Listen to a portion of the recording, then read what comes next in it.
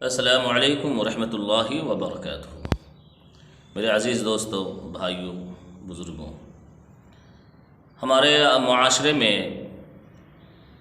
میاں بیوی کے درمیان ناچاکی، نا اتفاقی، دوریاں پیدا ہوتی چلی جا رہی ہیں۔ جو رشتہ اللہ رب العزت نے بنایا تھا محبت کے لیے، قربت کے لیے، ایک دوسرے کے دکھ اور درد میں شریک ہونے کے لیے، وہی رشتہ آج معاشرے میں سب سے زیادہ بکھرتا ہوا نظر آ رہا ہے۔ اس کے کچھ وجوہات ہیں، کچھ اسباب ہیں جس کو جاننا ہمارے لیے ضروری ہے، اور اس کو دور کرنا، اس برائیوں کو اور اس کمیوں کو ہمارے لیے بہت ضروری ہے۔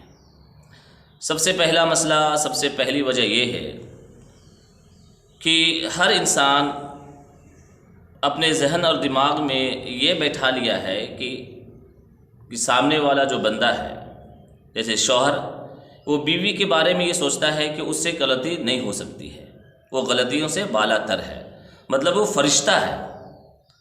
اس کی چھوٹی چھوٹی غلطیوں پر بھی گرفت کرنا، اس کی غلطیوں کو نظر انداز نہ کرنا، چھوٹی چھوٹی باتوں کو بتنگڑ بنانا، یہ ایک جدائیگی یا تفرقے کی وجہ بن رہی ہے۔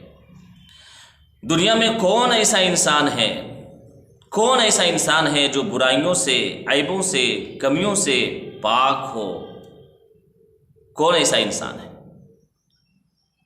اگر یہ تو عورت ہے، عورت ذات ہے۔ مرد کتنے ہیں، ہمارے اندر کتنی کمیاں ہیں، ہم کتنے حقوق ادا کر رہے ہیں، ہم کتنے اس کی ذمہ داریاں ادا کر رہے ہیں، خود اپنے اوپر ہم کبھی غور کر دیکھیں۔ ہم دوسروں سے یہ چاہتے ہیں کہ ہمارے جتنے حقوق ہیں وہ ادا کریں، لیکن ہم دوسروں کے حقوق ادا کرنا نہیں چاہتے ہیں۔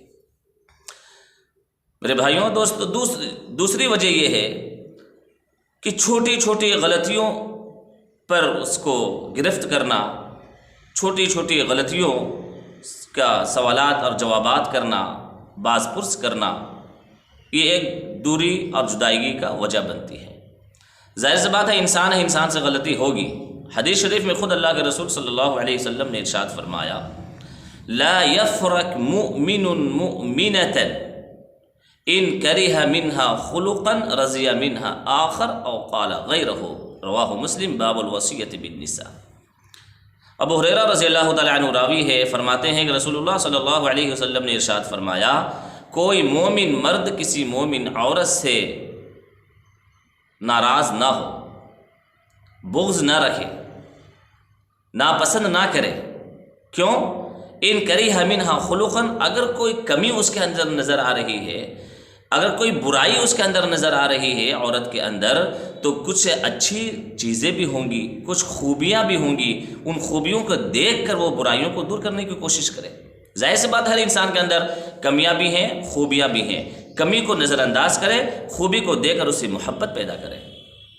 آج ہمارے معاشرے میں جو سب سے بڑی وجہ یہ ہے کہ ہم اپنے آپ کو تو کمیوں سے بالا تر سمجھتے ہیں کہ ہمارے اندر جو کمی ہے وہ کمی نہ کہلائے، اور دوسروں کے جو عیوب ہے اس پہ ہم پردہ ڈالنے کی کوشش نہیں کرتے ہیں۔